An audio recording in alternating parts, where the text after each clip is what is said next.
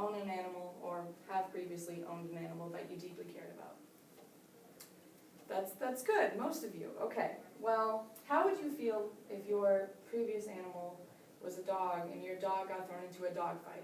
Or your cat was painted as a target for a dog fight?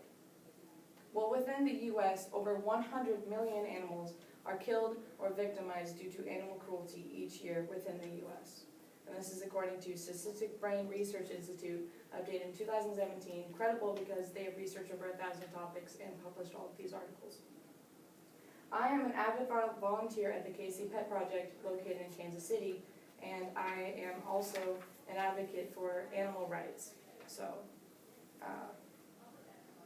animal cruelty holds many problems, such as animal abuse, hoarding, and testing on animals, which is caused by prior violence, unawareness to abuse, and the consumerism in the economy. And this can all be solved by reporting problems, supporting no-kill shelters, and supporting cruelty-free brands. So first, let's get into the problems associated with animal cruelty.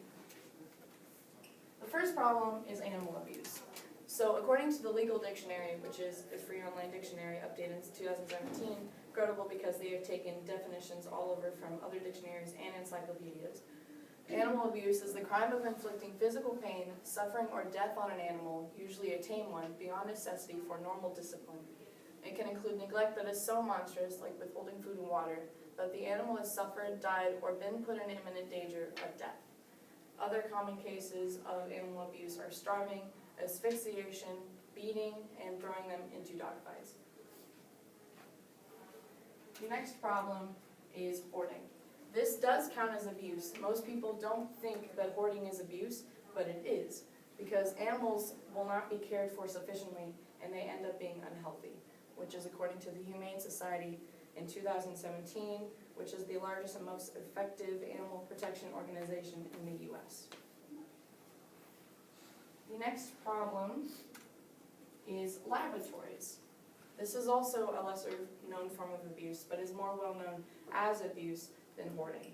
So basically what happens in labs is animals are tested on to test products that will soon be put onto the market for consumers to buy.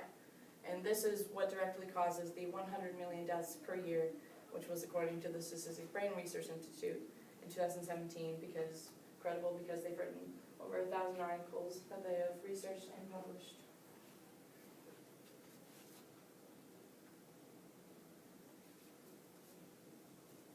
All right, next we'll get into the causes. The first cause is prior violence within a household.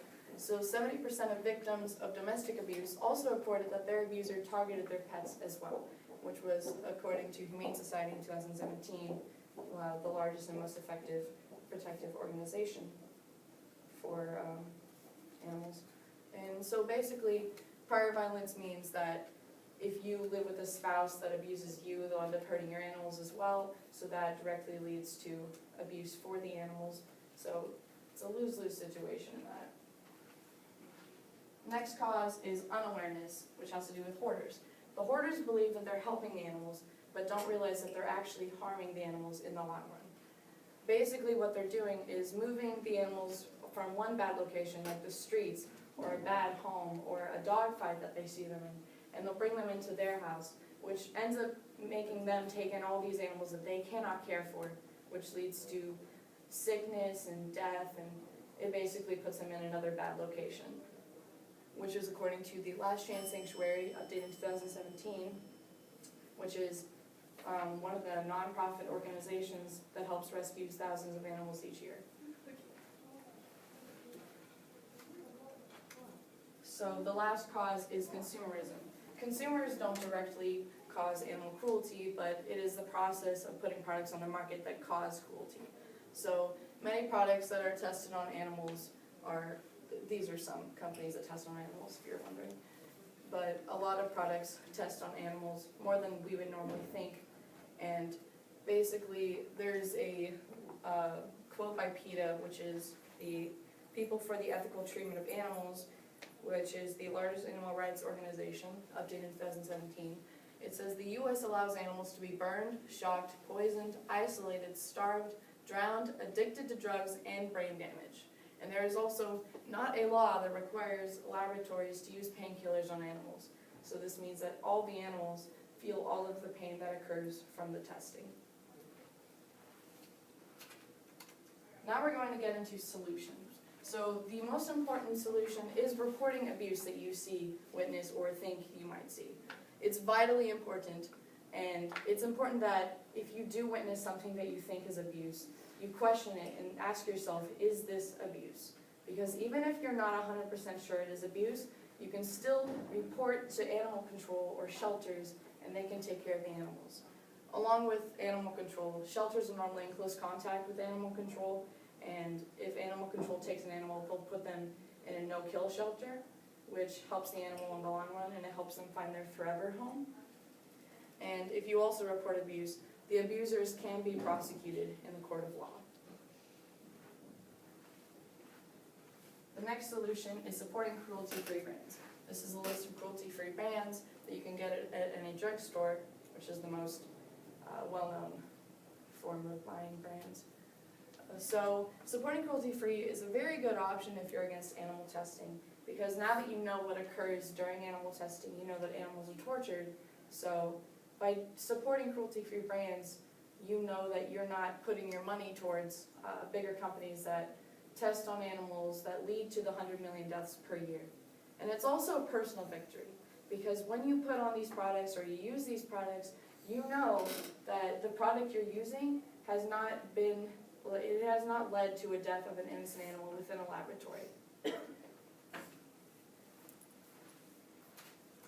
The last solution is supporting no-kill shelters. As I said in the beginning, I am a volunteer KC Pet Project, which is a no-kill shelter in Kansas City. No-kill shelters accept any volunteers and donations that they can get. Donations can include food, money, toys, anything you think the animals would need or the workers would need. Because if you donate money, it helps pay for utilities, it pays for growth for the environment and the shelter, so that they end up making more room for the animals, and ultimately it'll lead to the healthiness and happiness of the animals in the shelters. But you have to research the shelters. You don't know for sure that they're no-kill shelters unless they explicitly say, because a lot of shelters will kill animals if they're deemed unadoptable or if they've been there too long. And also, some of the shelters get their animals from puppy mills, and some pet stores, most pet stores get their animals from puppy mills. So you really need to research where you're getting your animals. So in conclusion, we have discussed the problems, causes, and solutions of animal cruelty and how you can help.